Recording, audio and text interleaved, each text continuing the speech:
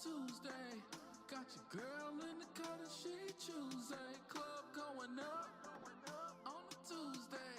Got your girl in the car that she Welcome choose. back. I'm the Two-Tone Bandit, and this is a podcast for Tennessee Titans fans by a Tennessee Titans fan. We want you to pull up and represent that two-tone blue the way that you want to. This is a community. I want this to be a place for us, by us, a place where the fans can actually have a voice. And on this episode, we're going to break down some of these, I don't say some of these, but we're going to break down some draft positions and some outlooks on the draft. Not too deep, but maybe some key positions, maybe more running back versus edge at 4. You know, that's the huge debate. So that's what we're going to get into. So I want you to lock in, subscribe, tighten the hell up, and let's get straight to it. So back at it again with another video response. This time is one from Adam Scheffner about Jeremiah Love at 4. We have Coach Murphy in the building, Titan fan B back in the building, and Thunder back in the building again for another round of the two-tone blue taking it down. So I'm going to start the video, and we're going to give y'all some feedback, and we'll get the conversation started. Let's jump into the video right now. Turns Cam Ward into the type of player that he has the talent to be as the former number 1 overall pick last year. Then the Titans can be, I'm not telling you they had the kind of season that the Patriots had last year, but they could go to the playoffs next year. Yeah. They could go to the playoffs. If Cam Ward is turned around and if Cam Ward is up to his potential, playing up to his potential from Dayball, watch out for the Titans. That's right. Yeah, and that's before, they've been linked to Jeremiah Love in the draft too, who a lot of people think he might be the best player in the draft. You don't think he might so? be the best player in the draft. That would surprise me if he's at 4. I think the Jeremiah Love watch starts at 5 with the Giants, and it's on from 5 through 9. Okay. 5. I mean, here's the thing: would the Chiefs still take Jeremiah Love having paid Kenneth Walker? You know what I say to that? If the Falcons could take Michael Penix after having paid Kirk Cousins $100 million, then the Chiefs could take Jeremiah Love having paid Kenneth Walker what they did in free agency.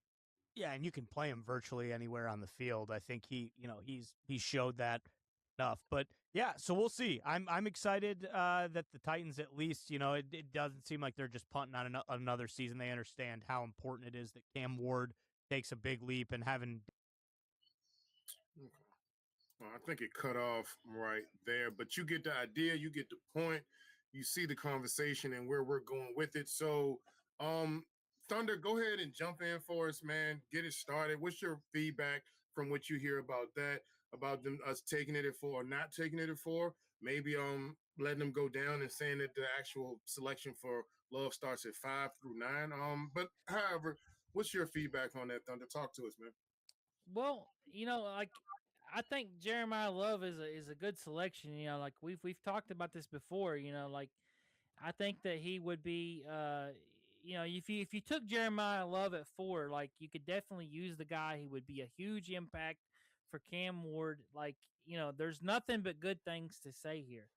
But I do think that there is a strong possibility that we could trade down. Like I think that there's a lot of love for Jeremiah Love, and I think that we're I think it's possible. I don't want to say we are, but I think it's possible that Borgonzi and the Titans are pumping him up and hyping Jeremiah Love because they may want to trade down.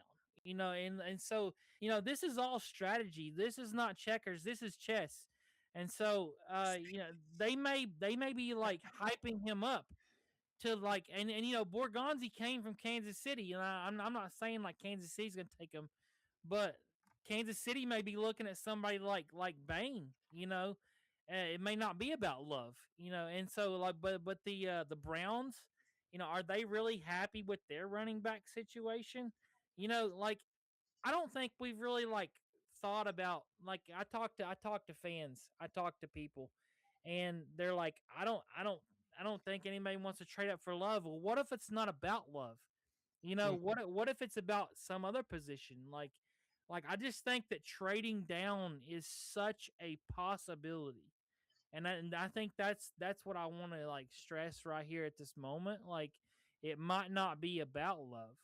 It might be about somebody else. And so um but I do think that it's possible that the Titans brass, Bergonzi, they're hyping Love up. They're talking good about him because they want to sell him.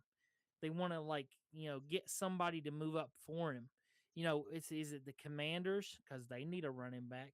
Yeah. And then way down the line, like who else was it? I had one other team that was like it's the 18th pick. I don't know who the 18th pick is, but whoever it's that's who it was. Minnesota. Minnesota. Yeah, okay. Minnesota needs a running back.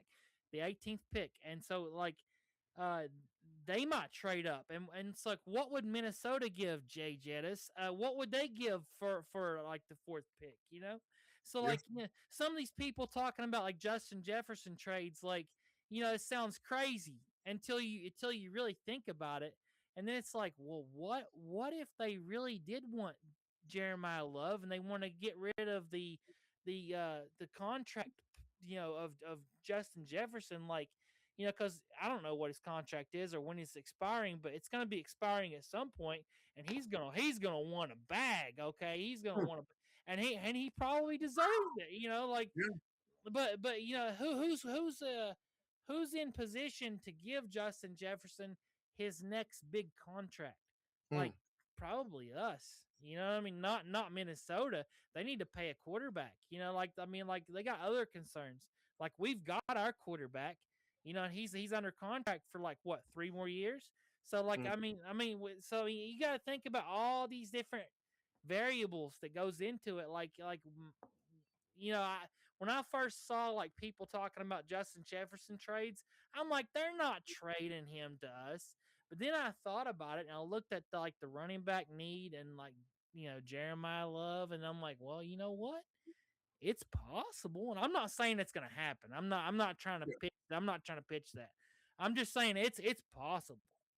But you got to think about all the possibilities, and like like I said, like if we take Jeremiah Love, I think it's going to be a great impact for us. I think it's going to be a good thing.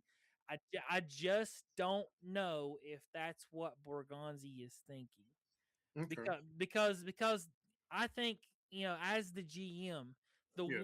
one thing that throws me off as thinking about the GM, and like if that's your job, you want to keep your job, obviously, like you want to, like, you've got to make it fit financially. And so Yeah. like do you take the running back now in the draft, and then like later on, like next year, like you end up going after some big time defensive end or wide receiver and paying like 25 $30 million a year for that guy? Or do you take that guy in the draft, you know whoever that may be? I'm not going to speculate on that part, but or trade down and get more value, like, for another first round pick and like another second round pick to go with the one we've already got. Like, Mhm. do you do that and then like worry about the other part later? Like, you know what I mean? Like there's like money considerations here. And so, like, I think that the money consideration is what a lot of people, like the majority of the fan base, they're just like Jeremiah Love, Jeremiah Love. Like, you're not thinking about the money side of it. Like, running backs are cheap. Like, you can get a really good running back for like mid-range wide receiver price. And I think that's like a variable you have to consider. And Yeah. do you guys agree with that? Well, let me just speak on it like this. Um, when it comes to running backs next year, first of all, I don't particularly agree with all that you said. I agree with some of them. Mm-hmm. Trading down is a possibility. Um, Only trait that I would take is if I can get two first, be it a first this year and a first next year, or if I can get two first in this year draft. I'm big on the draft next year. So I would love to get a wide receiver next year. I think we're really going to get our wide receiver one next year compared to this year. You spoke and said, let me go to the running backs first. Um, the running backs that will possibly, I'm going to say possibly because 9 times out of 10, some of these guys will be signed or some of these guys will be I was about to say redshirt. I'm thinking about football. I'm thinking about college, or they will be a franchise tag. You have Brees Hall, but his market value as of now, before he played it down this season, is 10 million per year. You have Jonathan Teller. I might his market value was 15, but I know for a fact he's going to be signed back with the coach, or he will be franchise tag. You have Kamara. Kamara is 31 years old, so we won't speak on that. Aaron Jones, we won't speak on that. DeAndre Swift, 8 million per. I wouldn't think that he's going to be a hot commodity. TP is going to be available next year. B. John Robinson, but again, B. John Robinson is going to command 18 million, and he has a club option. He's going to be back with his team. Jamar Gibbs, he has a $20 million more than likely market value, but he also will be 9 times out of 10 picked up because he has a club option. Other than that, I don't see anyone that is actually worth that's going to be a game changer running back like Love will be. So honestly, picking up another running back in the free agency might not work. Our best bet might be getting Love this year for several reasons. But before I speak on Love, you said something about the trade for JJ. He, you said something about in the frame of they might have to pay their quarterback. If you don't have a wide receiver, I'm not paying a lot of money for a quarterback because what are you going to do? It does kind of make sense though if you draft a wide receiver next year early, because like I was saying before, I've been hitting on this a lot. The wide receiver draft next year, the wide receiver class next year is crazy. But at the same time, is Murray the guy that you're going to pay all this money for, and how much are you going to pay him? And if that's the case, you're paying him because Justin Jefferson went off and he made Murray look good. So you would want to pair those guys together and keep them together. Paying for JJ, you said something about he might wanting more money down the line for his contract. His contract doesn't end until 2029. At that time, he will be 30 years old. That is a couple years from now. We don't know how he will be. So the contract really isn't a factor. If anything, they will restructure his contract. So therefore, it's a little bit better money wise. Or 1 year, let's say 2028, they might try to extend him then 1 year out from when his deal is done. That extension more than likely will be extremely team friendly because wide receivers, when they get in their 30s, just like running backs, it's kind of a hit or miss. I love Jeremiah Love, and I think he should be our pick. For possibly, I say possibly, because I like a trade down. But you have the Giants behind us. The Giants allegedly want him. Washington, they without a shot of a doubt want him. They're at 7. So where does the trade down come? When it comes to if we want to get Love, when does the trade down come? Because if we trade down when it comes to Kansas City and they give us this 9 and they give us that 30, I believe, which they do have, okay, you said that they might get Bain, which rightfully that rightly might be the case since they signed Walker, but we definitely won't be able to get the guy that we want. We definitely will have to settle for that cornerback that just came in for the 30 visit because that's the only guy that makes sense at 9 more so than anything else. Bailey won't be there. Bain won't be there. Styles won't be there. Downs won't be there. A lot of guys that are the for sure blue chip guys at 9 won't be there. So therefore, you will have to settle for pieces. Then what do you do at 9? Do you trade down again? So you got to think about little things like that. We need a playmaker for a shot of a doubt. And if you pair Cam Ward with Love, you have those playmaker at those important positions for years and years to come. You have that Eddie George, Steve McNair framework, as they say. It makes too much sense. It feels too good to not have that in play and to not make that happen if you could. There is still a possibility that he goes to Arizona at 3. A lot of people are talking about that, but they are forgetting that. They did sign someone, yes, but at the same time, James Connor, his contract ends next year. So therefore that contract comes off the books. So you gotta think about it like that. I love Love because he's a dynamic player. I love Love because he can be an impactful player from the rip. And I love Love because he's young. So running backs, basically, I believe he's 20 and he might be 20 or 21 when the season starts. Before that 30, he had 8 or 9 years in the books. And then we can talk about, okay, they're getting older. This is what we got to do. You always want to get your running back before You want to get the running back on your team before they turn 22, and you want to get them off your team before they turn 30. That's what the NFL does right now in certain situations. Only person, of course, that does not apply to is Derrick Henry. So if we can get another guy like that in this building as soon as possible, it makes sense. I understand what you're saying money wise, but you don't have to worry about that. You already know for a shadow of a doubt that if you sign him, and if you draft him, I should say, in the first year, in this year's draft, in the first round, that's 5 years out of his basic 10 years. So therefore, that's half of his career already with us. That's guaranteed. And then after that 5th year, we can worry about X, Y, and Z. And by that time, already we will have more money that's going to come in and some money that's going to come off the books. You don't know what's going to happen with when it comes to the salary cap, because they might bump it up something crazy. You can even say 6 years, because you can franchise tag him for at least 1 to 2 years. So if you want to play with fire, that's 7 years out of his 10.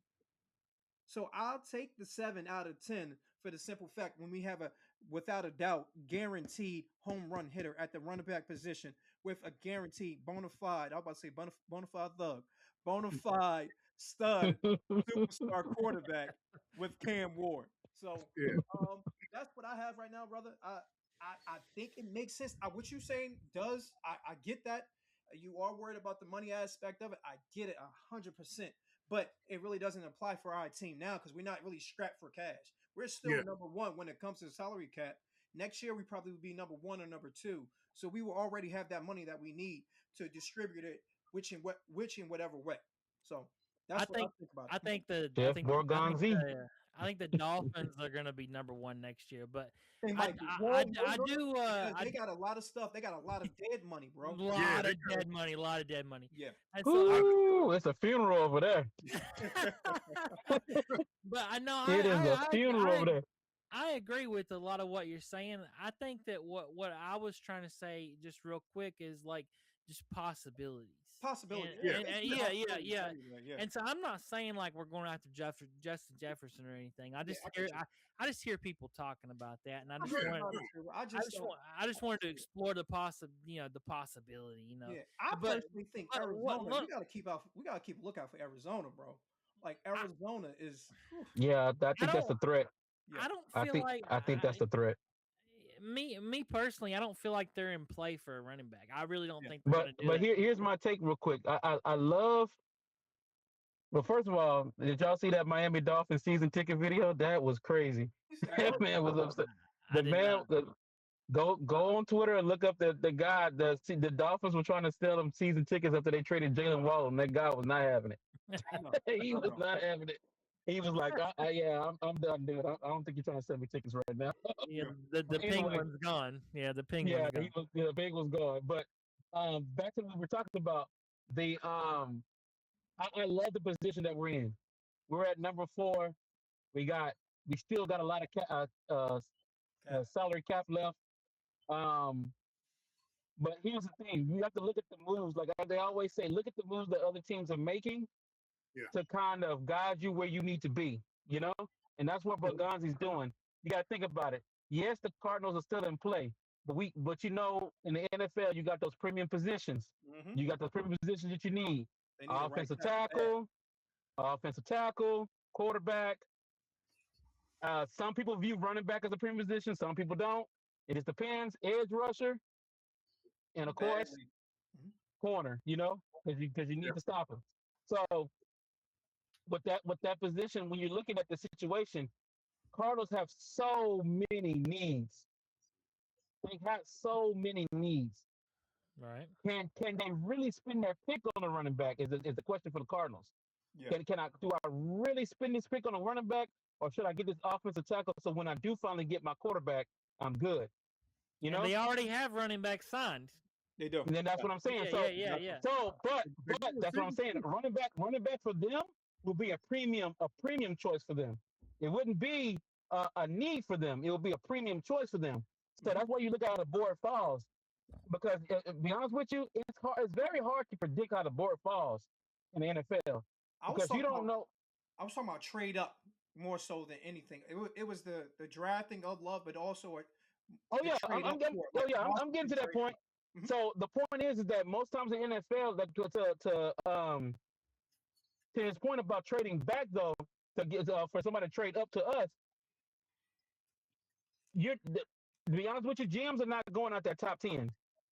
If I'm in the top 10, I'm not going out the top 10. So that means somebody have to make it. You have to make it worth my while, especially if I know I got what you want. Oh, here's a problem. Like they say on draft day, fleece them. You know, so you know, Simple as that.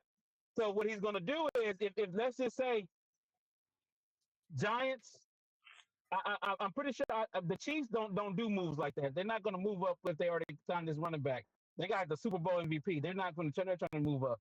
They've made that known. That's not gonna happen.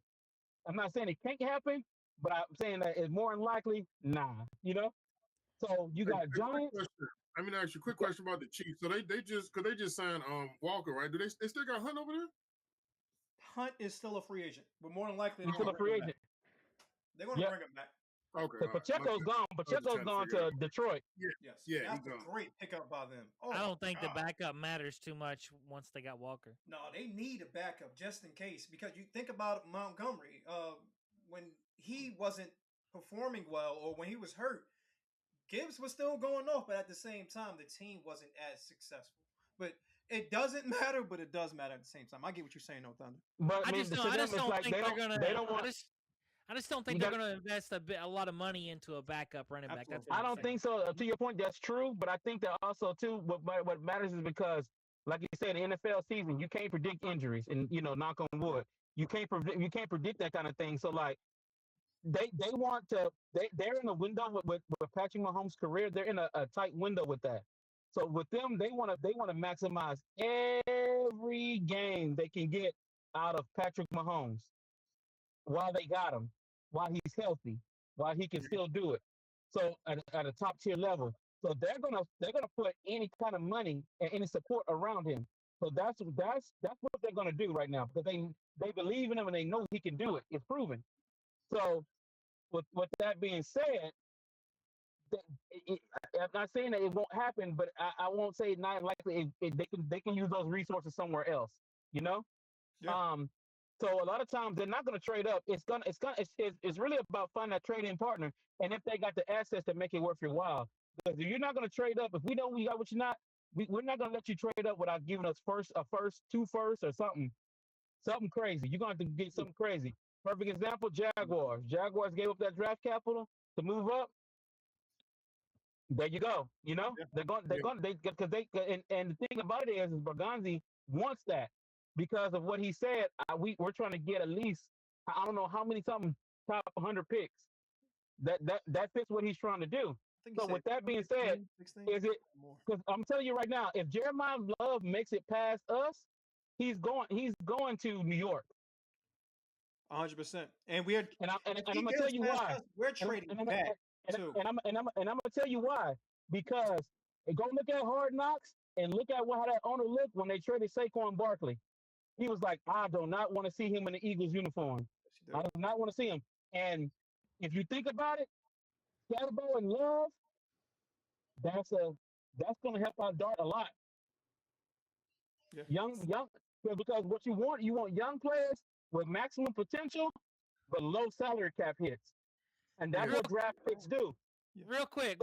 Do you guys think that like New York doesn't believe in Scatterbo? Like, what's the thought on that? A new regime, bro. A new regime. Yeah, but they do. But let me tell you, what the thing is that you have to understand. Like, Cam Scatterbo is a rough riding running back. He's a rough body. He's gonna run through that, boom, hit the hole. Jeremiah Love got a little bit more finesse. Yeah. That it's gonna be kind of like how Montgomery was up there in Detroit. Sonic and Knuckles. They were running. Montgomery bounced out that hole. Boom, bounce off you, keep running. Boom, bounce off. That's what they want Scatterbo to be. And then you got your home run hitter. Is gonna run through there. I can roughhouse you, or I can run around you. Which one? Pick your poison. Exactly. And then Gibbs can catch out the backfield. So that gives another dynamic to it. I mean, So Love, Love is a slot receiver by trade too. So that's what he was referring to. and that's what coach is saying right there. You got to think about it. That's what he's saying, because when you start looking at Love, you like, I can get from an extra receiver low key too, along with the running ability. So it's like you're getting a running back and receiver, a legit. I like Christian McCaffrey. Think about it. You see how the 49ers use Christian McCaffrey? I didn't see so many screens with Christian McCaffrey. It's ridiculous. You know, put up the middle, but this way, run it, and that's what you want, because he's a home run running back. You see, so that's why I think. But ultimately, I think our pick is going to be Love. It's too many things are lining up. The way Bergonzi works, the way that he does it. Like, I mean, when Jeremiah Love flew in and he put a picture up that he was with the Tennessee Titans, I'm like, oh yeah, he did the same with the Giants too, though. He did the same with the Giants too. Yes, but who got the pick before the Giants? That's true. 100%. That's what I'm saying. Yeah. That's what I'm saying. More than likely, if he's there, if they're looking at him like that, they want to take a closer look at him like that. He's on there. He's on their radar. Yeah, he's on the radar.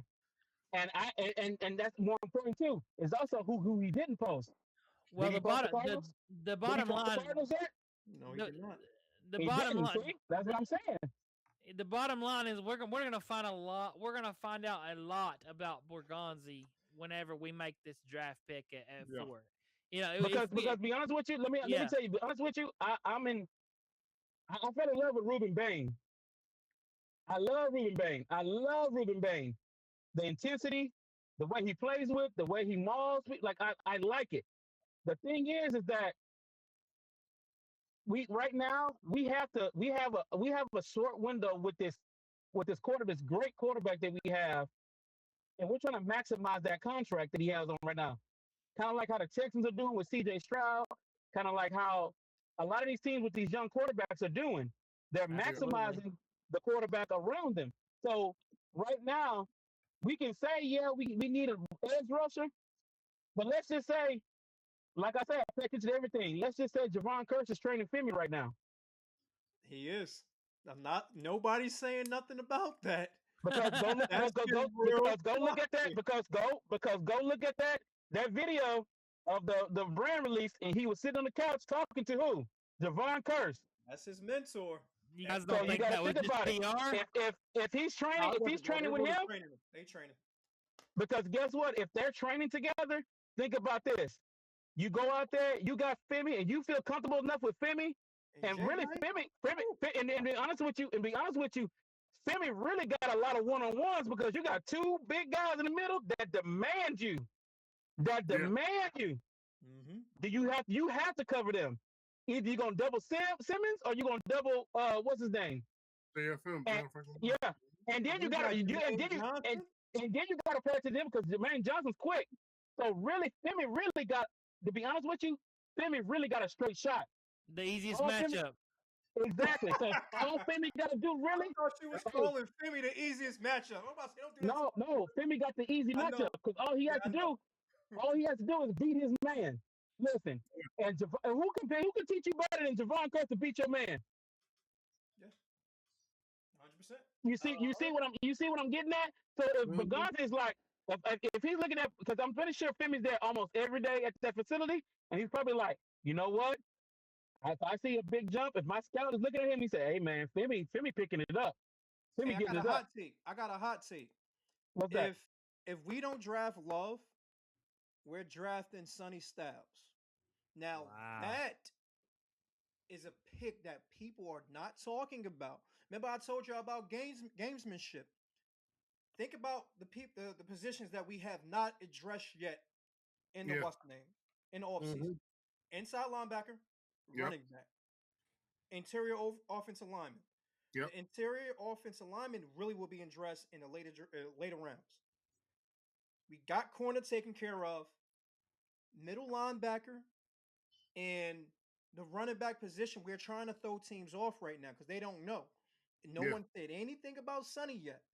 But we know who is Sonny's comp. Fred Warner. Oh, yeah. That's the comp. Who does Salah love? Fred Warner. Who Yeah, did he create? Fred Fred Warner. Warner. You got a 6'4", 6'5" middle linebacker that can move. You make a good point.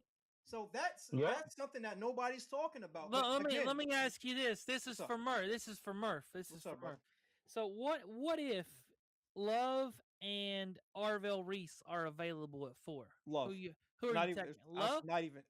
I look at Arvell Reese's tape, and I like him, but he can be.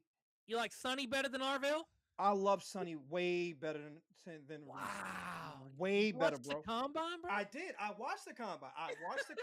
I watched film, bro. I'm telling you. Why do you think Reese had such great of a season? Oh, man.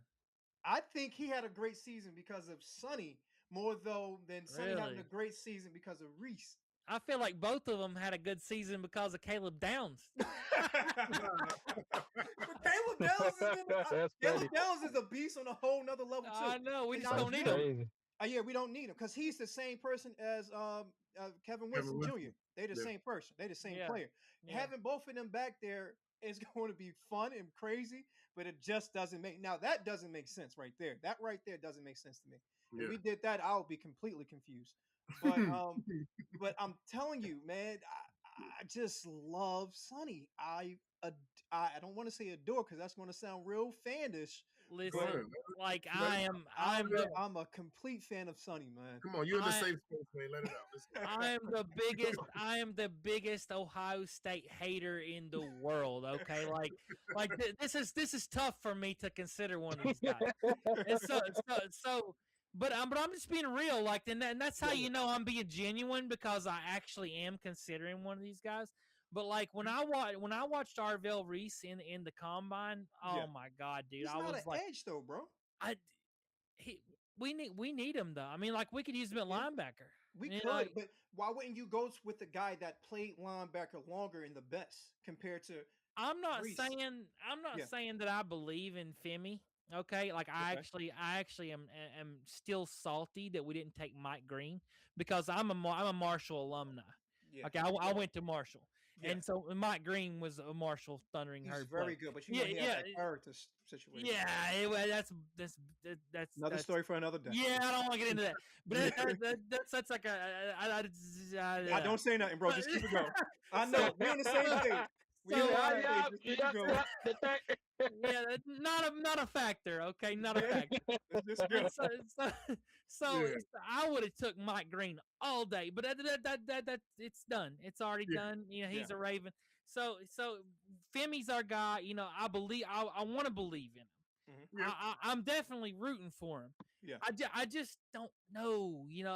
And like you guys just said, he's gonna get the easiest matchup. Which that part I'm like, okay, I'm like, okay, maybe Saleh could turn him into something.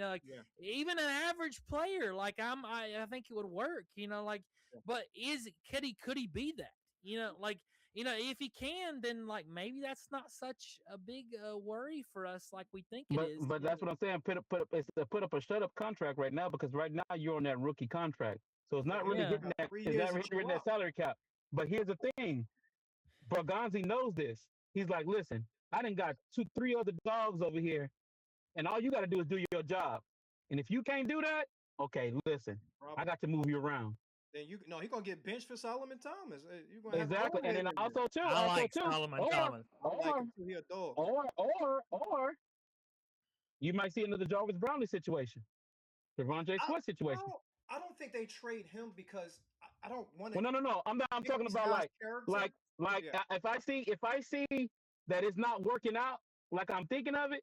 Yeah. Not question work ethic or nothing, but I'm saying if I don't see it working. If I don't see it working out like this, okay, man. But listen, I got to get somebody in there that is going to work out. I got you. Yeah. You get what I'm saying? And so that's what I'm looking at. I'm not talking about work out nothing like that. But also too, to the point, because at this point he's like, well, what else more do you want? You don't get one-on-ones all the time. Yeah. Yeah. You get what I'm saying? You're going to get one-on-ones all the time. So that's why I'm more so thinking about, hey, what like you said, what can I improve to get this team better? Right now, it's very about instant success because that's what a top 10 pick should do to a team. I got to slide you in right now. And what can I do for you right now? I can't question it. I can't question what you're gonna. I need to know it's gonna. This is gonna hit. This is gonna hit. I got something. I got one player something. that you think that's gonna do that is Jeremiah Love. I got something to ask you guys right now. Like actually, like I asked Paul Kuharski about this earlier today, and he responded to me, and so I want you guys' take on this before we go on. Is all these defensive tackles that we've been signing, like it seems like we've got 4 or 5 now. Like we're pretty thick in that part of the line, And so I'm thinking like, what if Saleh is planning on putting Jeff on the edge, and not all the time. I'm just saying like sometimes, like letting him be Myles Garrett for a few plays. You know what I mean? Like will move people around more than what people would expect, because that is a character of his defenses. I could see that from, like you said, from time to not permanent, but in certain packages and situations. Yeah, I mean, if we can throw him out there to catch a pass, pretty sure we can get him on the edge for a play or two. Exactly. Yeah, I believe that too. Yeah, said the same thing in the interview that they had the other day. He said, honestly, we're moving. We're not going to all be in the same spot all the time. So we're moving. And again, guys, y'all got to look at this. I'm so big on the draft class this year. When it comes to the edges, you got crazy amount of talent. Everybody talks about just the main ones. You got what do you got? Christian Miller. You have Romeo Heights. You got Banks that's over there. He can go to the deep. Like if you want to put Big Jeff on the edge, he can go to the what's name position, the DT position. Zion Young. You got all these guys that you can get with that second or third pick. So it's just still so much stuff that's going on. And again, don't forget who is a free agent right now. That's the brother of one of Robert Saleh's best players, Bosa. And again, like I said, gamesmanship.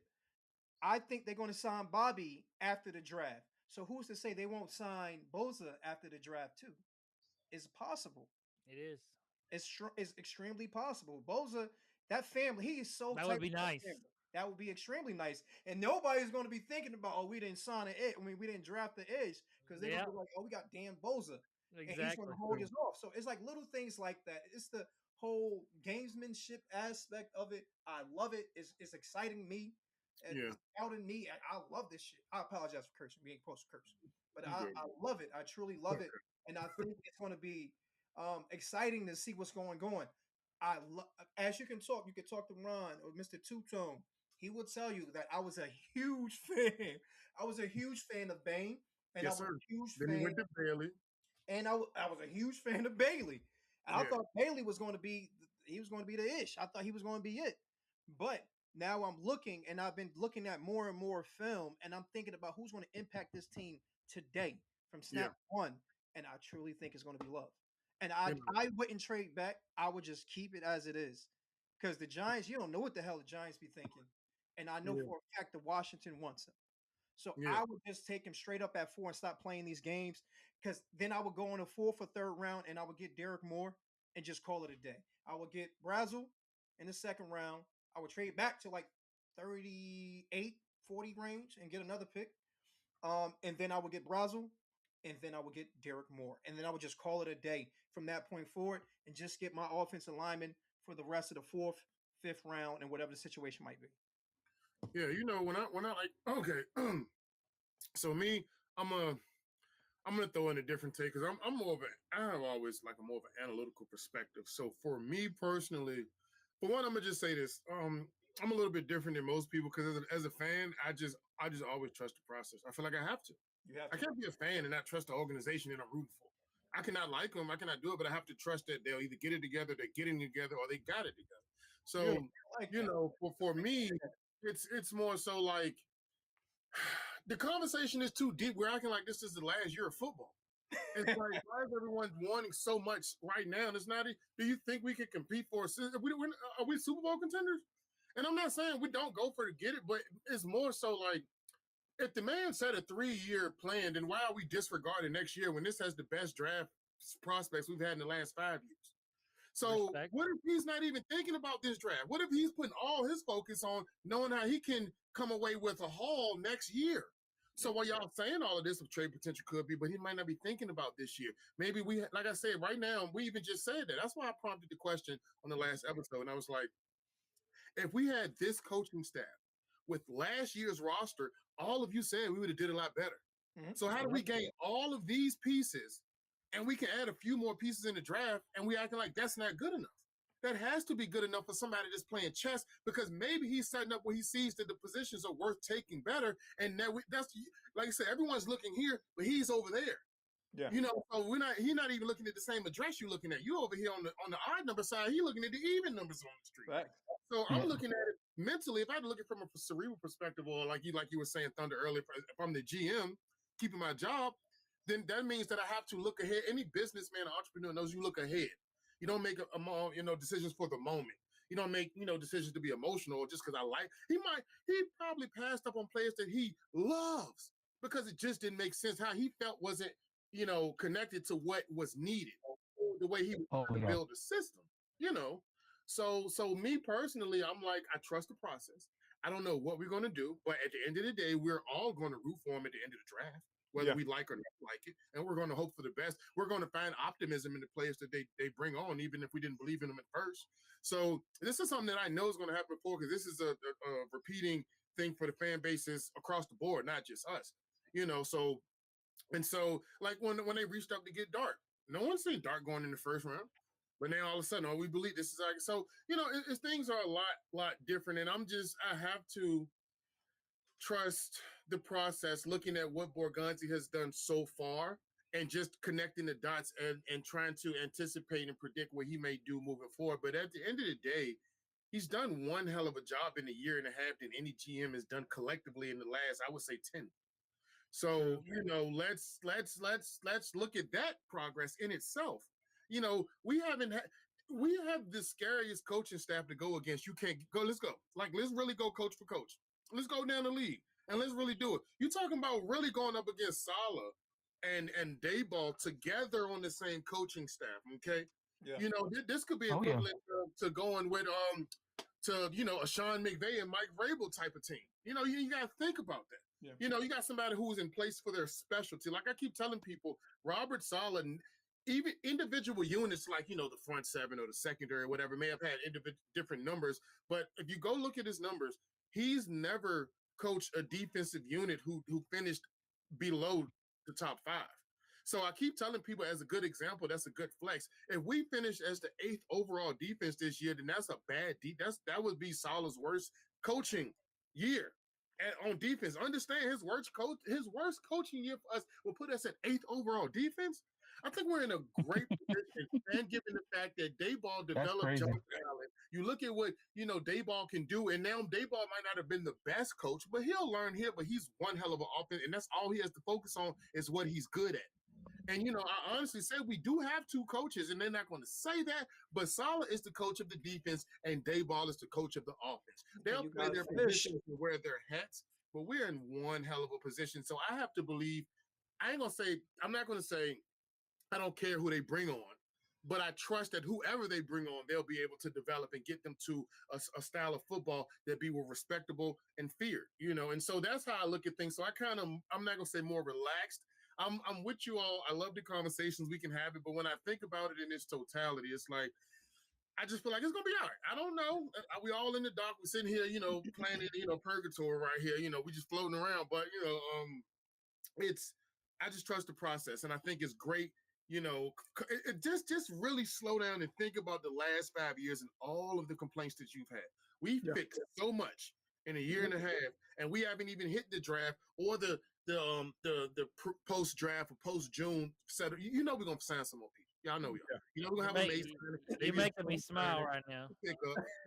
I think also too. I think as fans, we just see the window finally opening. Yeah. And I think once we finally see it opening, and I think at this point we finally got it open so much that we're trying to kick it open. Yeah. We're trying to break it open. We're trying to break it open. And I think that's what the problem is. A lot of times we're not we're not slow cooking the brisket. We're trying to cook it hot and fast. Yeah. Because and that's a difference. So like at the end of the day, it's like we can't we have to be patient a little bit because like I said, our GM, to be honest with you, our GM is intelligent. When I say that, because the moves that he makes, the way he knows how to restructure contracts, the way he knows how the salary cap works, the way he knew that this salary cap was going to increase, so we're going to get this. Like we made all these moves, and we still have number one salary cap. Think about that. Exactly. Think about it. Exactly. Think about it. Like that's amazing. Like we signed a lot of new talent, very good talent, and we still have salary cap to mess around with. Yeah. And so to me, them boys gonna get audited. I'm telling you. Yeah. So I think that like that speaks volumes to like where we come from. Yeah. Where we've come from. And to be honest with you, all he had to do was really hit on the picks, because the simple fact that those picks are going to be the most friendliest salary cap moves you're going to make. Yeah. True. Premium talent. I think we're all the fascination. Sorry to cut you off, man. I think where all the fascination comes from is because we don't really know who Borgonzi is yet. Like we don't know what is going to happen. Like we really don't. Like we're sitting here speculating like all day and most of our speculation is love, and it makes so much sense. But that's how he wants it, though. You got to think about that. That's how he wants it. But what if he doesn't do it? You know what I mean? Like, what other direction could this possibly go? Like, I think that's the most intriguing part of this whole thing. Is like, it's exciting. What if he's not who we think we think he is? Because we're so damaged. Like you're talking about, like a second ago, like like we're the poor guy who finally gets money, and now how do we manage our money? Like we're making we get a little bit of money in our pocket. Now we're making demands. Like and that's the thing. That's the thing about it. Because like, but like I said, I watch everything, and if you look at what Borgonzi is doing, like I'll be honest with you, last year, I wanted to say, okay, this guy just got the job in what was it, January, February? And I'm like, okay, this guy got 2 months to put together a draft class. Mm-hmm. He has 2 months in a new building, new staff, new everything. To me, that was like, okay, so how is he going to do it? Let's see what he does. To me, that was the most exciting thing about offseason last year, was like, how is he going to do it? So when you look at it, and hindsight now, we're looking at that draft class, is like, even though we questioned some of the moves then, in hindsight, we like, well, dang, if I'm looking at the whole thing, I'm like, every pick that he picked produced. Yeah. Every pick that he picked produced. That's why I believe in Finn, because he too high. I don't see Borgonzi spending that high of a pick on you can't call him smart. And then, y'all, it's like y'all giving him praise, but then it's like you saying that he doing it. Exactly. But no, I'm saying, because me, I'm not giving him praise. I'm gonna tell you like this. I believe in Borgonzi, and that's the reason why. Because look, Caleb Mullings was hitting last year. I mean, you got well the plays that we did see him play. He was very good in special teams. I would say that. Yeah, and I'm saying like Marcus Harris is that late round cornerback for the production. The Marcus Harris. And all those picks contribute some kind of way. Exactly. That's some kind of way they contributed. And I think, for him to have that little time, for him to like, I just got the job, I'm trying to get this into place, that's very impressive to me. So now I give him a whole full year. Exactly. And then you think about it, you're like, okay, I gave this guy a whole full year. I just know he is like, okay, I know what I need now. Yeah. I know what I need now. I know what this. Jimmy was hurt in his best game of the year. The game. That's what I'm saying. But I think he was killing that game. He was going nuts that game.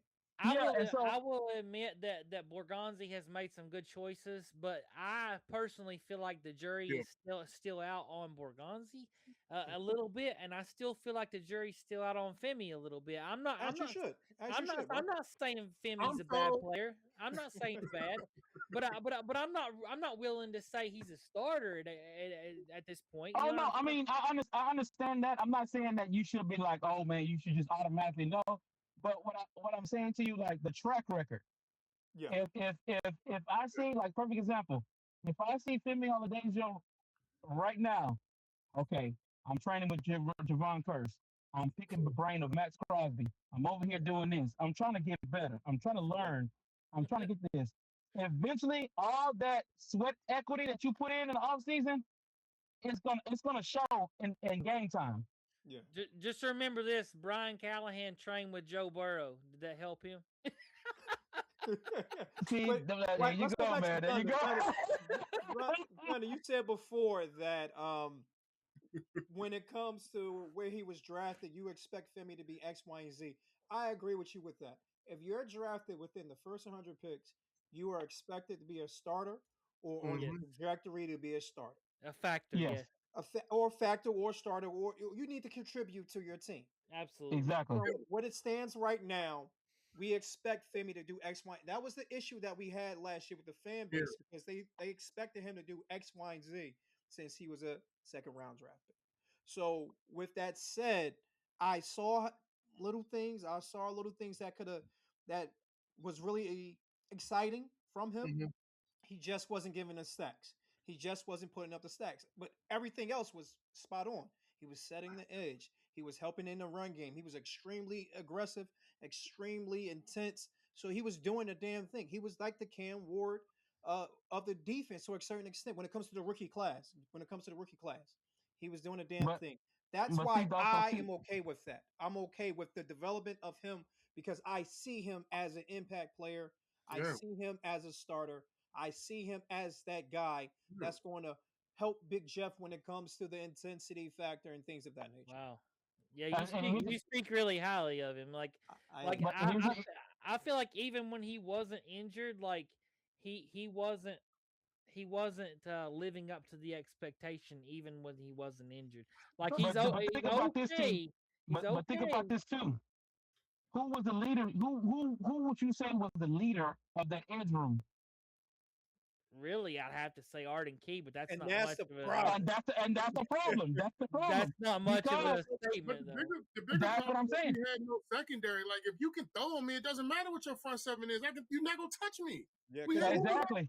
yeah, Exactly. And that was the key factor too. I think that's what got Bergonzi was like, listen, we finna get Alontae Taylor in here. We finna get Flott in here. That's why he went crazy with those cornerbacks. No, I But get that. also I'm too, speaking more on film. I'm speaking more just not even. We haven't even gotten to that point yet in my point because I'm saying when we're grading Femi from last year, like you got okay, the guy was a rookie. Like look at everything around him. For one, he was a rookie. For one, he was coming to a new position.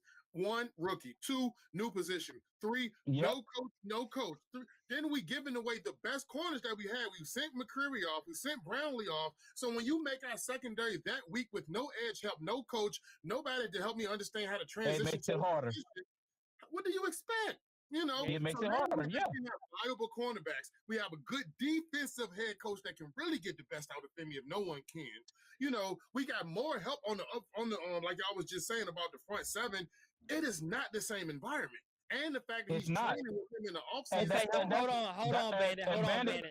Hold on, Bandit. Now, on one hand, I agree with you. Like, I feel like you have made a strong case to give Femi a free pass for last year, but on the other hand, Arden Key, who is I don't feel like he's that good, really. Nope. He was able to do something. what he do? You know Yeah, what I mean? but see, here's the thing about it What though. he do? This is what I'm T. This is what I'm getting at. It's the mentality that you come in with too. Because, like, perfect example, you just happy with getting by because you just got by and won, you know, but you Look, didn't play Arden well. been in that position for a minute too, and he's been on this team. So even though he might not be the best, he still is a vet mentally. He's seen Exactly, more but also too, Bandit, you got to think about this too. The standard that he set you think this new group is gonna have the same standard? Absolutely not. We No. fast. That's the thing about it. Yeah, that's what I'm saying. So with this standard, they're gonna be like, maybe gonna look at them and be like, they getting to the chicken. I want my chicken too. I want my chicken too. I You know? just feel like Femi should have at least matched what Arden Key did when he was healthy. Like Arden Key didn't do nothing when he was that's healthy. what I'm saying. Bro. Femi should have at least done that. But see, like, should have. but see, the thing about it was like Femi. I think if Femi was healthier, he probably would have posted out at the end of the season because you gotta understand, the NFL is not easy to play in. So that jump to college to the NFL, it's a learning curve. It's a big learning curve. So when you jump into it, it's certain things that you don't see in college that you see in the pros. You're like, dang, I didn't know it's gonna be like this. And there's players that hit that rookie wall. Now, however, like I said, that last game, Femi was really picking it up. I'm gonna wrap my Femi criticism up with this. Like when I was in high school, we had a legendary basketball player, and we went to the state championship, and he was the worst performance he ever had. So I just want to say, like, I'm willing to give him a free pass, like saying like this is a mulligan, like, you know, he didn't have the best year. I'm willing to give him another shot. But he's gonna have to do something this year. And that's all I'm saying. Oh, definitely. He played 6 games, guys. He played 6 games last year. And that's what I'm saying. So we didn't. That's what I was saying to the guy. We got a small sample size. I feel like we cannot develop an opinion on Femi yet. That's what we can't. We really can't. And that's what I'm saying, Bandit. With like we really can't because of the simple fact that like I said before too, that incompetent coaching. A lot of facts. That's iffy when it comes to Femi because Bernard Wilson I wouldn't call him an incompetent coach. I wouldn't call him an incompetent coach. I'm talking about when it comes to situational football. I got you. That's what I mean. Not like the coaching because honestly, I think Tracy Rocker is a great coach, a great D-line coach. I think he's a great D-line coach. But the thing is that the incompetent he can train them up, but the incompetent situational football can make you look like, oh, he ain't really about nothing. So to me, I think that when Femi finally got his foot down and was like, okay, I'm getting the groove. I'm looking at the game. The game is slowing down for me. I'm getting it. He got hurt. Right when he was hitting him, he got hurt. And so to me, it's like, what? Watching him in the preseason, watching him at OTAs, look good. Telling people, don't walk on my field. As a rookie, it shows the leadership. It shows leadership, and it shows that hey, I want to be great. Yeah. And that's all you can ask for a player. I want to be great. I'm going to put my best foot forward to be great. And I think being around a new group, along with seeing Jeffrey Simmons, how he worked, how he became an All-Pro, how he put the work in, and inspired Femi to be like, hey, I got to be better. Just what you doing? And then you bring in Myers. You bring in Myers, and he's like, hey man, you was one of the best defensive linemen in the league last year. Exactly. What can you give me? Hey man, work hard, do this. Real quick. Oh, go ahead and finish, and I got a question for Thunder real quick. Go finish. Bro. Oh, I was saying, like, you know, he once you be around that all the time, you know, because what do we hear about Arden Key, man? Arden Key's loud and he's a jokester all the time. You know, but we didn't see hey, Arden putting in work. Not saying that he's not a good player, man. Arden gave me the keys to this. He told me to go do this. You know, that's developmental. That's gonna help you build your unit up. So you have Jermaine Johnson. They know how solid work. Hey man, you want to be successful in this system? This is what you got to do. This is what you got to work on. This is how you're gonna get better. Let me help you.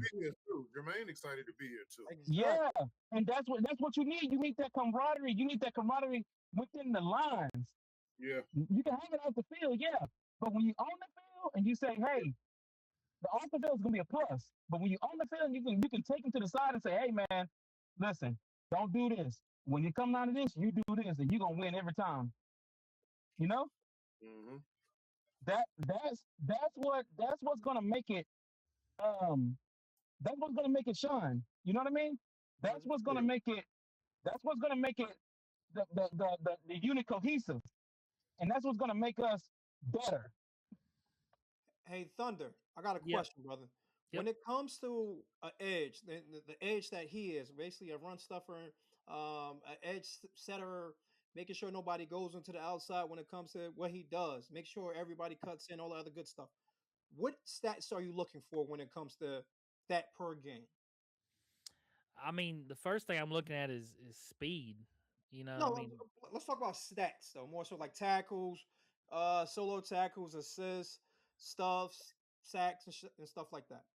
when I, what stats am I looking for when I'm looking for an edge rusher? Yeah, like what would you want your edge rusher to do per game? Like, what are you Like if he looking had for? these stats per game, you'd be like, okay, Femi doing Yeah, all right, or that person is doing all that right. That's person is doing all right. what the edge is doing. What is acceptable? If you had to judge your edge on paper, and you had to just look at them and say, okay, all right, we all right, or like, yeah, we're gonna have to pick up these numbers. It's a little low. Like saying, what is the number that would appease you to be like, okay, I'm cool with that, or acceptable.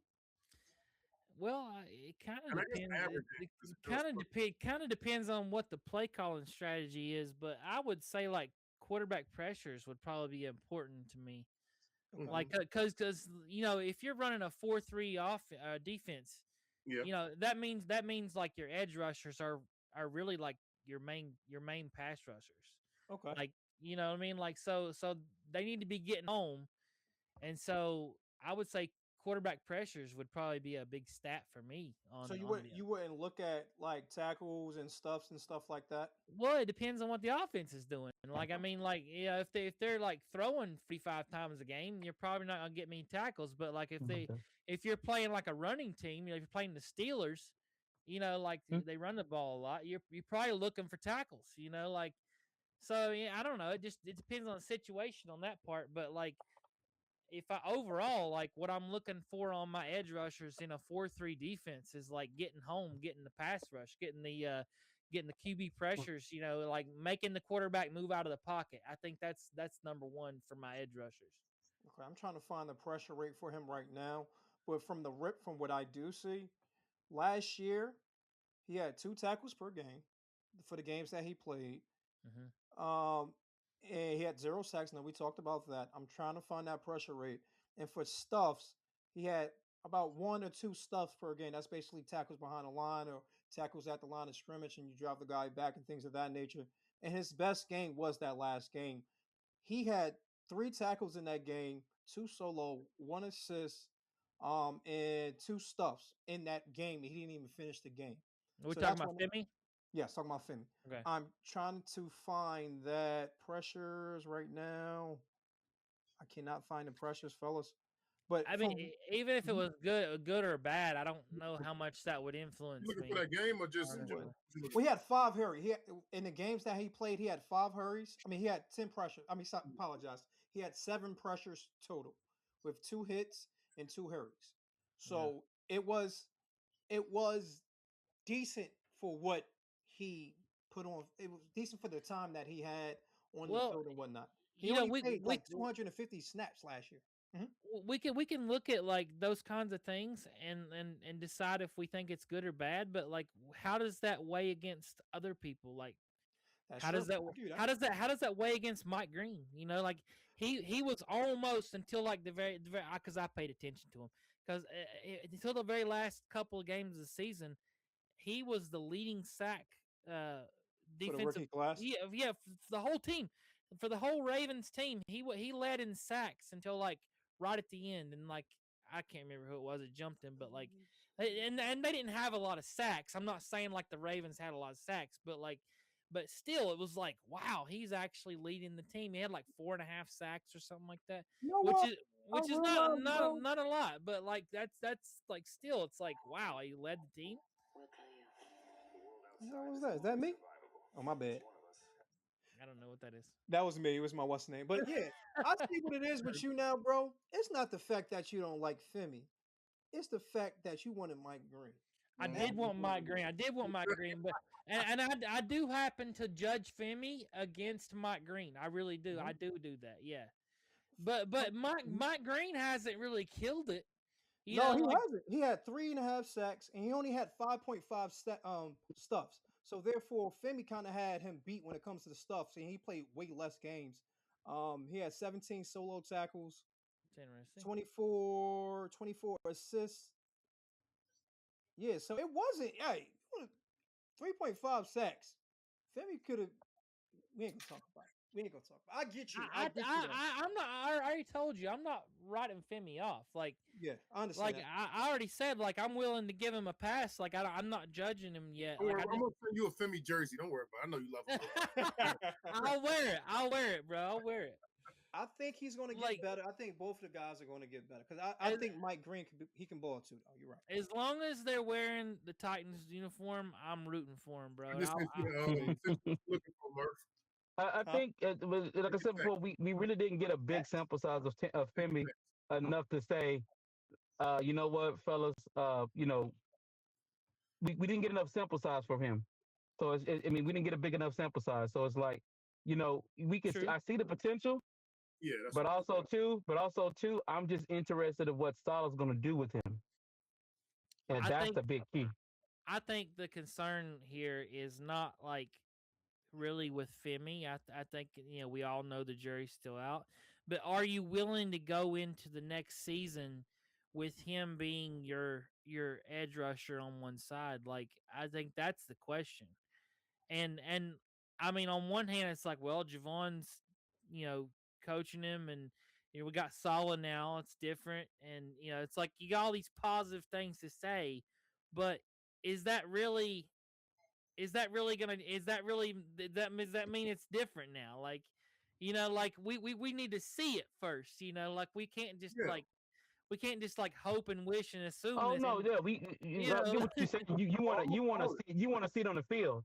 And I think that's the number one fear for a lot of Titans fans is that we want to see it on the field. Sure. Yeah, and if we don't, we need to bring in Joey Bosa, and so we have like a contingency plan. But that's what I mean. But we could, like I said, I think I call that the Traylon Burke effect. Come on, Cam Jordan. I'll take Cam Jordan. I know you. I know you're a big fan of Cam. I like Cam Jordan. I just think because I've been look. You want to know what's crazy? I did a season on Madden, and I actually traded for Cam Jordan. What was Joey Bosa? How many sacks Joey Bosa had last year? Joey had. I think he was. Anybody know? No, hold on. Which I think Nick. I honestly don't know, but I just know what Joey Bosa has done over his career. But Cam Jordan, I just got to say this, like since he was thrown out there, like Cam Jordan is just like Jeffrey Simmons who rushes from the edge, like they're basically the same guy. It's just like Cam Jordan has been on the edge and Jeffrey Simmons has been in the middle. I would love to see Jeff on the edge, like we've got JFM and Solomon Thomas. Can we put those guys in the middle and just give Jeff a few reps on the edge? It's coming. It's coming. You know what I mean? Like let him be Myles Garrett for a little while, because I think he could do at least what I that might be crazy to say for some Browns fans, but I think that Jeff could be just as effective as Myles Garrett on the edge. Yeah, I can definitely see that. I'll take that. Definitely. The reason I think you could put Jeff Simmons on any part of that line and he'll be effective. Jeff Simmons could tear some tackles up, man. Like he definitely could. To be honest with you, low key, I think that's the moves that we made is really what got the Texans about to get all them offensive linemen that they got. Yeah, Wyatt Teller, like Cam Jordan had 10.5 sacks last year, and if you look at he's not injury prone. I think I remember last time he ain't finished a complete season. Like he's very healthy. Joey Bosa is more. He's had more injuries in his career, and he had 5 sacks last year. And the NFL is what have you done for me lately? So because if that's the case, we might as well get Kamara. Because I mean, hell, he's one of them back. But it's what have you done for me lately? League. So, so that's just why and then I think he doesn't have to be the feature guy. If you look at what we have set up, looking at the fact that we can get him for, I think his market might be between like 5 to 7 million. Somewhere, let's say 6 to 8. I'm talking about Jordan. Oh yeah. I'm just making a case for it. Like, he's been very, very healthy. If you look at the theme of the free agents that we brought in last year, it was people who were very, very healthy. They weren't injury prone. Both has had his injury. He had 5 sacks last year. Jordan had 10 and a half. And then you look at the market, I want to say 6 to 8 million. We can do a 1-year veteran, and he doesn't even have to come and be the lead guy like he was last year. If you're talking about somebody cleaning up on the edge, for a cheap, veteran bring in, I mean, hey, I'm with that, for especially, hey, yeah, let's get us a veteran presence. But I mean, I'm not out here screaming for it, but when I was looking through some information, I just like, this could be a sneaky good pickup and for a good price for someone who's still productive, kind of. So You might be right. He missed 1 game in 15 years. Exactly. That's what I might do this shit. Come on, man. baby. 1 game in 15 years is crazy. But yeah, so that's why I'm like, we gotta talk about him. So I'm like, that might be a good little sneaky pickup. But the thing about Cam is, like, we talked about the contender thing. I think Cam would want to go to a contender. Joey, on the other hand, you might be able to get Joey because Joey got like 4 or 5 more years in him. I know Joey want to play with his brother in the future. So I heard he was going to play with his brother. I think it's still out there. It's still out there. We can still possibly get him. I saw the But same here's the thing, though. Even if you go to even if you, like you say, you can go to a contender, and you may think on paper that looks good, and we're going to contender, and it might not make it. Just Baltimore Ravens. Yeah. Oh yeah. Yeah. Oh, yeah. He might go to Philly. Everybody trying to go to Philly now, so I'm gonna see. It's going to be interesting what players want to come to Tennessee after this year, because I feel like people who want to play for contender, they're not seeing us that way right now. But after this year, because I really truly feel like we're going to go 12-5 this year, and that's my hot take. You talking about division now? Yeah. So after this year, I'm curious to see what players are like. Oh, I want to go to no income tax Tennessee. I want to go play there. I'm curious. Yeah, no, that's right. That's actually some. Don't worry, we're gonna be all on it, man. Oh yeah. So that's that. But I definitely, because that does help. It does help. It makes negotiating a lot easier. Players want to come in, they want to be here, and I'm pretty. And that, but. My thing is that'll be the 3rd year, and not saying that we only got Borgonzi for 3rd, but as far as his plan and getting us there, and it looks like we're on our way. The fact that you're saying that now, you feel like we'll be a contender next year. That's already saying the projection of what Borgonzi has already built for us. Without it even happening, we haven't even hit the draft yet, or that little, like I said, these little cleanup signings that we probably have a little cleanup signings like in June, July, like people, good veterans and stuff. That's why a lot of people probably still on the market, but the fact that you can make that statement and feel like that, or even have the optimism about it, I would say, just kind of, I still think it speaks to what Borgonzi has done, even though there's always more to be seen, because this is how I feel like about that. I feel like that's always the case with everybody. I don't care if you just started, like he's out. I still think Patrick Mahomes has more to prove. I don't care if he won 2 Super Bowls. You got to come back from the ankle injury. It's what have you done for me lately, league? It resets every year, literally. So I think everybody has to keep proving it every year. If Cam Jordan, like I said, wherever he goes, like even let's go with what you said. Matter of fact, I'll use your example. You said, let's bring Joey Bosa here. You're gonna expect him to produce because it's not your name. We're not signing you for your name. We're signing you for production. We're signing you for results. So it's always you have to. It's just it's like trying to keep the girl happy who you got to keep performing. You got to keep buying her stuff. She's now you got to keep dressing up. You got to keep doing. Great contracts come great responsibility. At one moment that you, but that's in the league. So and I think that even with Borgonzi, solid Dable, it doesn't matter if you've been here 1 year, 10. You still have to keep proving yourself. Look at what happened with Bill Belichick at the end of his, great as he is, a bad season to get you out of here. So it doesn't matter. So. I think that's just the case for everyone. And so if we talk about what have we done for me lately, 1 year Borgonzi, he's done pretty good, to ask me. The players got to do the production on the field, but he's brought in good players, good coaches. And yes, I don't even know if I want to count his first year because we had so much to fix. He couldn't do exactly. Ridiculous. Hey, side note, let me say this real quick. Yeah, you good. Yo, next year's free agency class is just as good as next year's draft class. Mm-hmm. So with the money that we're gonna have, it's gonna get real interesting. And I think the talent is gonna actually perform well this year. So we Yeah. might not need as much. But get Mhm. excited, fellas. Like real talk, get excited because Yes. I think, and that's why I think that he's making the moves that he's making right now, because you gotta really look at that salary cap. He's trying to keep that salary cap number high, because if he hits on this draft coming up, and let's you don't just say got the to do Titans make playoffs, and we got a big salary cap number, look out. Somebody wants to Thibodeau. come here. Let's pause for a second, Murph. I know you're over there looking at the numbers on all this stuff. Like, how What's much up, bro? dead? Do you know how much dead cap we're looking at that When will I be looked, I saw that that will be before. free for next year? Hold on 1 second. Like, just a ballpark. I mean, like, just a rough number. When I saw it before, it was like 25 million. When I saw it before, I am not too. Pretty more I than don't know. that, right? That's not bad at all. That's not bad at all. Should be more than that, right? It should be. I want to So say we 25. can No, believe 25. I promise you, 25 million. Believe it or not, is not that bad compared to Yeah, some teams. Yeah, I don't think we got that that's much not dead nearly money, as man. much as I thought we had. Like, because you're looking at like the Snead dead money. Yeah. I think that the only Yeah. reason we kept Ridley for this year is because it was going to cause us to have so much dead money. It might. But Yeah. but like The 25 after million this for year, this like year. after this year, like Ridley's going to have a good year to keep himself on the Yeah. team. I honestly, I But think next year it doesn't to pop up, come back bro. that It I doesn't pop think up. to come back to that point, I think they kept Ridley, but also too because they're looking at the receiver market and it's like, what else option do we really have? That's is it an option that's better than Ridley right now for the money that we're paying him, or is it Yeah. something that but also too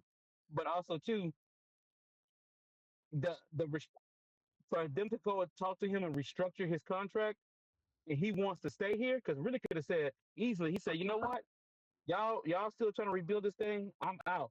You know, he could have easily said I'm out, and they would have traded him away so quickly. But the fact that he said, I don't know. yeah, because he could have took, they could have Took the cut him. Snead route. They Snead could have, said no. yeah, but see, that's what I'm saying. He could have cut Ridley. Ridley still would have got paid and took a vet contract on a contender. I think his only option was to be cut or restructure. I don't think a trade was in play, honestly. Hey, also when it comes to our salary cap for next year, they don't have the dead cap. Salary cap we had 69 million, a little bit more than 69 million, but that's 16th as of now. We're not talking about the carryover that we're going to get from this year's cap, and we're not talking about um and I think we might get a little bit more than that. So we still might be in top 5 for the simple fact we have 44 guys on contract right now that's going to be here for sure next year. And that's the most in the top 15 right now in which we're at. So that's really, really good. Like the guys that are high, Arizona has what 173 million for next year, but they have only 30 guys that's going to be on an active contract next year. Compared to us, we had the 70 and we got 44 guys on their contract. So that's really, really good. It's going to look good. Our carryover is going to look beautiful because we're going to carry over most, if not all, the money that we spent this year. Yeah, So we are in a very, very good spot. Well, that's Shout out why I to Chad asked Brinker. you. Shout out to Chad Brinker, brother. Chad Shout out Brinker to doing the money. doing his thing. Doing Exactly. his thing. Make Well, it that's why I even brought it up because I think that we're gonna have another good favorable situation next off season. Like that's the way I figured it, and so we'll be able to add a few more pieces next off season, or at the very least, we'll be able to keep our core group together. And if we kill it this year, so I think that's the takeaway here. I think My we need thing to about sign Ridley, Big Jeff now, bro. We need to sign Big Jeff now. We need to sign Pete now, and we need to yeah, sign Jermaine Johnson. I think they ASAP. will. I think they will. think- But the way, like you said, the way these things play out over the course of the year, I think these things are just because it's not like they're leaving. So I think they just, they'll schedule them out to make it make sense. But I mean, my biggest caveat around Ridley is okay. It's two ways you can look at it. For one, who is his offensive coordinator in Alabama? Beautiful. Stable. We talked about that, David. Yeah, okay. So now we got, and then now let's compare the last 3-4 years. Who I mean, was there anyone better teaching him? We had Brian. I mean, what could he Las do? Vegas and Brian Callahan. And then some people, so now let's think about it like this then. So I know y'all probably seen that Chig interview, but kind of throwing shots so he can run real routes now. Y'all seen Chig talking about that? Yeah. Oh yeah, I did. I saw it. And it wasn't at the Titans, so everybody was sympathize saying, with Chig. yeah, it wasn't about the Titans. It was about Brian. Like, Yeah, it was about Callahan. But that's what I'm saying. No, it's never the organization. The organization is just an entity. They're really nothing. It's just the people in it. I mean, you can always switch the places. If we get a new owner, it would still be the Titans. The organizations always be who they are. They're never. It's always the people. But we'll see how Ridley does with the new coaches. Like I'm with you. I want to see what he does. Like I'm like, look at these coaches. Like they're not competent. What could he? Yeah. But I'm saying, if Chig is saying that, then take the context clue. I mean, if he wasn't getting real routes and they weren't able to do a good offense, then that would affect other players as well. It wouldn't behoove us to see these players flourish even half better in these new systems. I don't have to say they will turn to elite players, but I think we'll see them do on the other teams what we wanted to see them do here. And so I'm just like, okay, so again, another person, we're really undermining the fact that we didn't have any culture or coaching for the last 2-3. Like that means something. So you have these players that unfortunately are under these systems. I mean, i.e. look at Sam Darnold going where he went to and then go win a Super Bowl. I mean, we can always see people change it around when you think players have been written off. So I mean, I did a segment on my other channel about I call it like Minnesota Magic, because look at how many quarterbacks that were written off went to Minnesota and flourished. If you look at what's that one in Minnesota? What was Case Keenum? If you look at Daniel Jones. Daniel Jones went to Minnesota? No, I'm talking about he was on their practice squad. But that's another good example. My point is, new systems change people, and we had a new system come here. And the fact that you have someone who knows this player, and don't nobody know him. I mean, college. He know him longer than any coordinator he's worked with in the league. So I'm willing to give that one last turn. I'm willing to give that one last shot. And actually, I mean, if you look at it from an external, and it makes sense. Talking about bringing people in here, I don't think that they would bring Ridley back, even if he ball out. I think, but what it does is it opens the door visually for what a number one receiver could look like in this system if he did ball out. So somebody else that's better than Ridley be like, oh, well, Ridley can do that shit. So I don't know. It's a lot of optimism. Like you said, Thunder, we speculating for sure. But that's what sports is, especially at this time of year. It's right. A lot of speculation. But I just believe, I'm looking at all the connecting pieces, and give Dave Ball somebody he's used to. I mean, why not get your offensive coordinator comfortable? Yeah, bring in Wandale and then give Ridley. I mean, we don't know. It's funny when you match all these pieces that don't play together, and then they just it's kind of fantasy football at its finest, if you will. And I'm excited to. That's crazy. I don't know. I'm excited to see what Ridley does this year. Like, I do think that coaching does matter. Like, I think that might change some things. But but also I would say this: the main issue I have with Ridley is not like something that can be changed with coaching. It's his stone hands. And I also I'm gonna go ahead and give him a break on that too. Yeah. Because Terrell Owens is a Hall of Fame wide receiver, and he was once criticized for having stone hands. AJ Brown just went through this. AJ Brown had some drops. Yeah, AJ Brown. Like, I mean, it's not like players can't. It's not like they can't go through these phases, but we need to see the good phase now. He was also easy to drop too. Let's take into consideration. He said we need to see the good stuff. Let's take into consideration what receivers that we have on this roster that could take the pressure off of Ridley. I mean, we don't have a one, so I don't know. Not even this. I'm just saying, just since he's been here, like just let's evaluate what has happened. Oh, you got a great case because there's not really been one. So that we bringing in. So that's what I'm saying. You got to consider all of the. That's why I try to give players. So I think, but I do say this. I do say that I think Femi has the most to prove on defense and really has the most to prove on offense. I would say Alec too. Matter because he had a whole bunch of drops last year. And he could have been a damn near close to 1,000-yard receiver if he didn't have those drops. You could chuck it up to a rookie because he was. Yeah, but really, and he had injuries. Really been in the league too long. he getting paid hella bread. He on the last year of his contract. He like, look, because if he don't, it's gonna be hard for him in the market next year. He has to. Yeah. Y'all want to know our free agents for next year? This is actually pretty fucking good. I cursed again. I apologize. I'm kind of excited again because we don't got to sign much of It's these. all right. We Titans after dark. Go ahead. What's up? All right, so we got TP. He might not come back anyway. Yeah. We got Pete, but Pete, we got a club option for him. Okay. Jermaine Johnson, we're going to sign him back 9 times out of 10.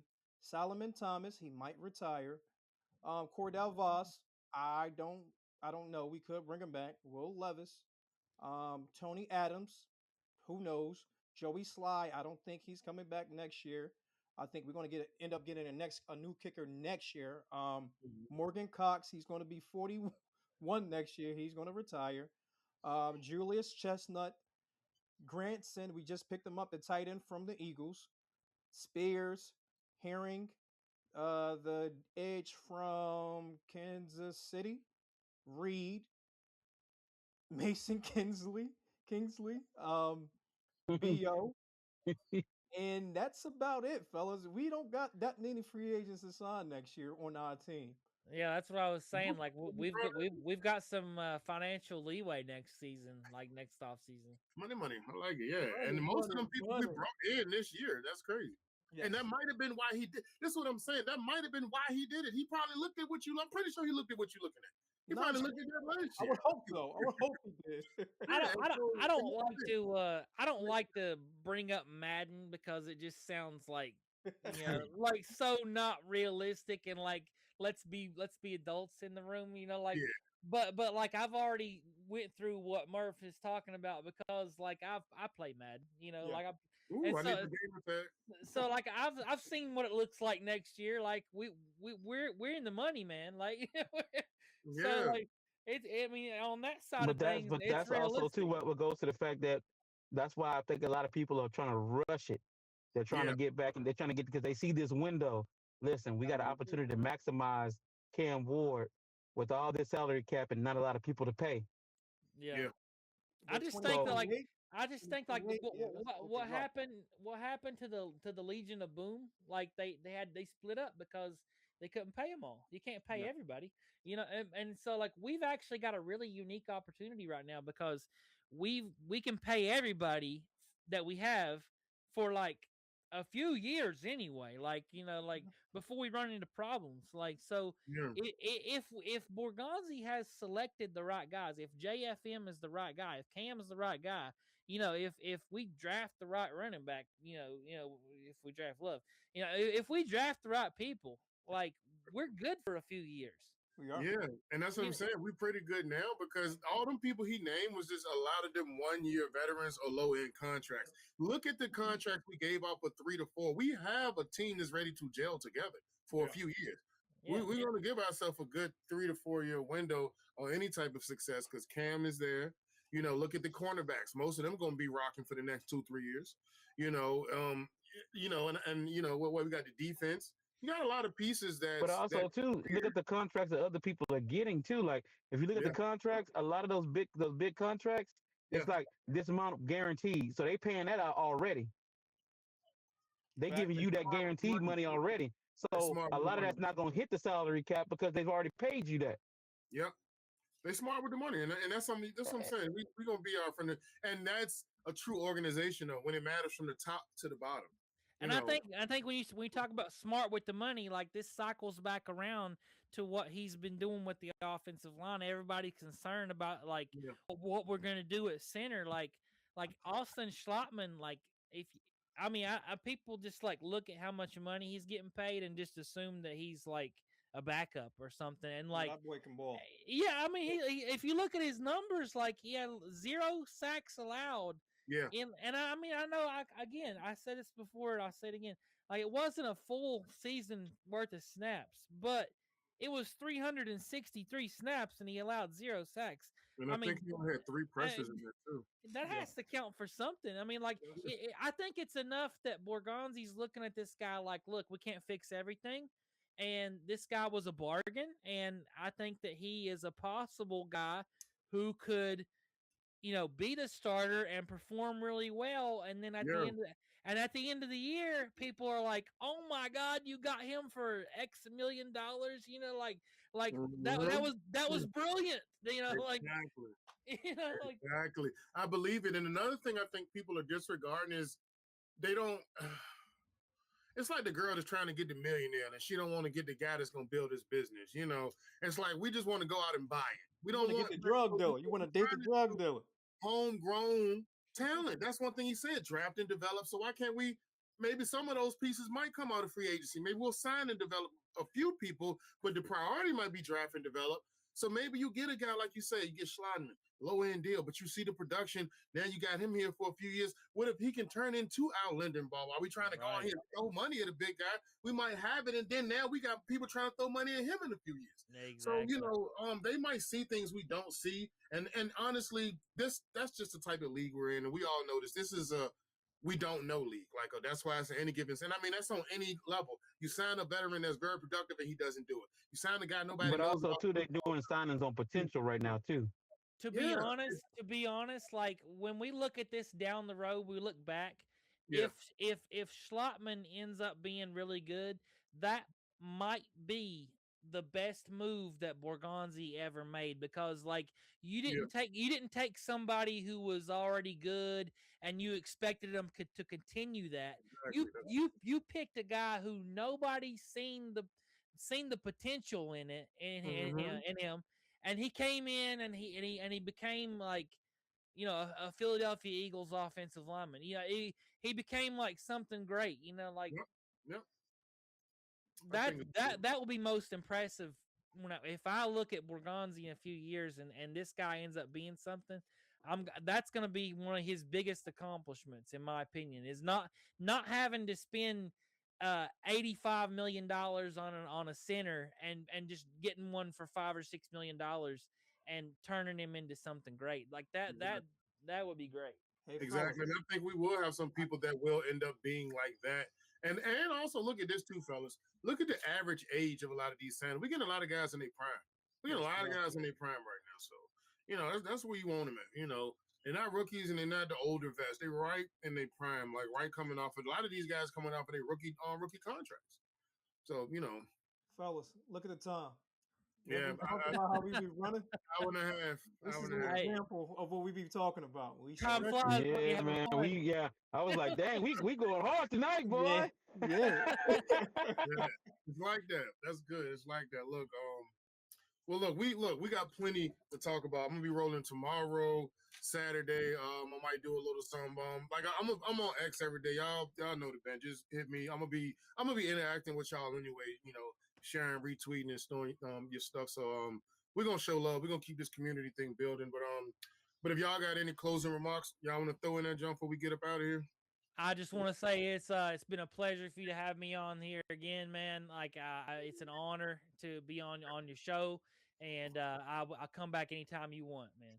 All right, man. Yeah, you awesome, man. We gotta wait for you to get fresh. See, my man said he gotta get his. I gotta get fresh. I feel you. Gotta hit the Shooby Doo before he come over here with it. Yeah. I'm in a mess too. So, but I feel you, I bro. look like a little scruff McGruff myself, but you know, it's all good. You know, I get it. I gotta get it. I gotta get in that shop, man. Get that shop. Get my stuff right. But I mean, I appreciate y'all, man, for at least bringing the community together like this. I appreciate the opportunity, man. If y'all need me on here anytime, just hit me up. You know, I'm down. You know, I'm gonna hit y'all. And it's just, you know, I appreciate y'all, man. Bandit, I appreciate you reaching out to me and saying, hey, you want to do this thing with me, and I appreciate you, man, because it's giving me a voice. It's putting me in front of your community too. So I mean, and to me, that's more valuable than anything else that anybody can ever give me. You know. So I appreciate you for doing this for me.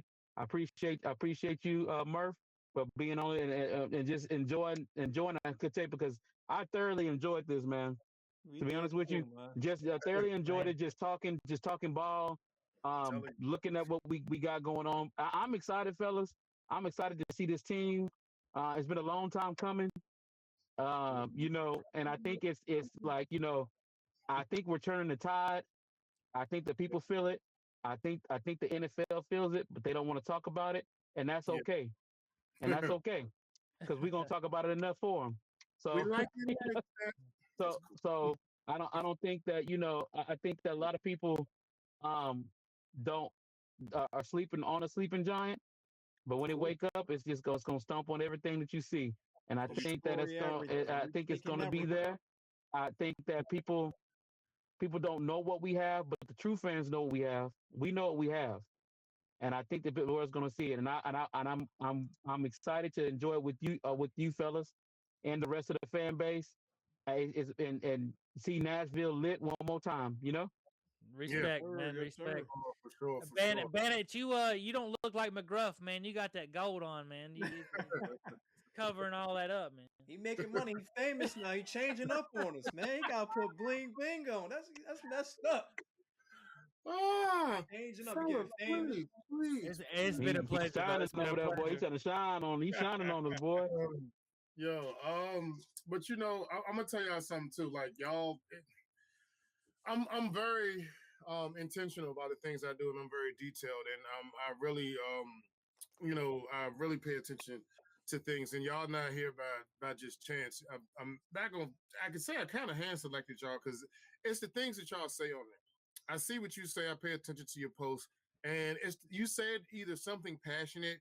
You either spoke about like how much you love your team and how much you love talking about them, and that's kind of what prompted me. Like I'm filtering. I just didn't throw it out at random people because there's a lot of people, and I'm like, oh, but I'm looking at what speaks to me, and when y'all said that, it popped out. I'm like, huh, okay.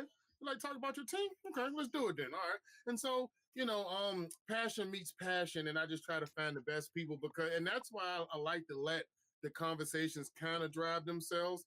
I'll anchor things and keep it in structure, but as you've seen, this is how we got here. Not because we were just structured in the talk, because we were just passionately speaking about different subjects, and that's just gonna go. I mean, honestly, I think we could even go even further, but we're gonna wrap it up. But I mean, naturally, you'll go, and that's what I noticed about it. And I said it really doesn't take much to get these conversations going. I actually tell when we first started, and we all went around and were each question. By the time all three of you had finished, it was already 30 minutes. I was looking at it. I got a time like I was like, yo, this is crazy. 3 questions was like an average of 10 minutes a piece. And I don't, but like I said, for me, that's like this is success. That's what I want. I'm not trying to compete to be too professionalism. I like the rawness in it. I like I like that you bring up. It's like shop talk. It's like the virtual barbershop. That's what I want. I want you to speak on your mind. I want you to say how you feel because that's what it's for. You got an opinion that I might not have brought up. So you might want to bring it in, and that's fine. I have no issue with that. I want that raw dog deal. I want something that's not on the internet, that's not like everyone else. It's just like, yo, them boys be over there talking, but they give good conversation, and people relate to genuineness. People can read through the script. People can read through you trying to put on a persona. So the fact that you all just came as who you are, no facades, all gas, no brakes. Y'all the real MVPs, and I appreciate y'all. Y'all definitely be a part of this journey because I'm really just getting started. So I'm really building this from the ground up, and y'all are part of this. Y'all are becoming pillars of this. So you are the community, and they're going to see you as much as me because, like I said, I'm just getting started. But I do appreciate y'all, and y'all gonna be around. But I'll let you know. Or just let me know what works out for y'all over the next couple of days, or if you see something that you want to talk about, be like, hey, can we jump on the show talk? I'm like, yeah, definitely, and we'll work out whatever time. And like I said, there might be moments where it's just me and you, Thunder, or me and you, Titan Fan B, or you already know me and you've done plenty of them. Yeah. So but I'm just saying, that's how it is. So I'm just trying to just let you all know the flexibility and how it is. And I'm not tripping too much. I'm a very easygoing guy. I want you to, I want it to be organic, and so it's cool. So this is just a good season that I know we getting ready for, and I just can't wait the next month, fellas, because just like we were doing all this before free agency, who we gonna sign? We signed this guy, we signed that guy. Because I remember we were here talking about Alante Tell. I think we did the free agency. Yes, we was. He was on yeah, and so we're gonna do one. I'm really hoping that I can get in position where I can go live on here from the draft, and I'm thinking about maybe we can do a live episode and just sit on here and kind of commentate as the draft goes. So if we're not in Pittsburgh, but even if I'm in Pittsburgh, I might go live. I'm going live. That's what I'm saying. If we're in Pittsburgh, we're gonna go live together. We figure that out. Yeah, I'm gonna go live from my time. Like, look, we on the streets. We out here, baby. And because that's still another raw experience in itself. So if I can provide that for the people and for us, but yeah, just this is my show for sure. I'm the host, but But I look at y'all like partners. You know, any fan is on here is like a partner. Your voice is just important than mine. And that's why I say if you do come up with topics, I'm cool with it. I'm cool with it. Let me know. You know, we can do but the guy yesterday, that whole episode was about all the topics that he brought to me. He brought all the topics, and I said, okay, we'll do the show off of your topics. And that's how it went. So I'm cool with it. Like I said, this is for us. I'm building this for us. One day I'm gonna just be sitting back, just hosting. Yeah. All right, you next. And I'm gonna have to do my own episodes by myself and just let everybody else talk when they come on. But I'm fun because, like I said, this is our team, and I know this one thing we could talk about till we literally two-tone blue in the face. You know. Yes. But I appreciate y'all, fellas, and with that being said, you guys out there, I appreciate y'all for tapping in and rocking out with us. And I want to thank y'all for watching and being a part of this journey. Like I just said, I'm trying to really build something real over here, a place for Titan fans to pull up, speak up, and feel at home. So help me get the word out so more Two-Tone family and other fans can get a chance to do the same. Everybody's welcome. If you enjoyed this, just do me a solid. Like, share, subscribe, and follow. Catch me on Twitter, IG, TikTok at the Two-Tone Bandit. Let me know how you feel down below. I'll be checking back soon. TTFU all day, baby. Tighten up. I'm the Two-Tone Bandit, and we are out.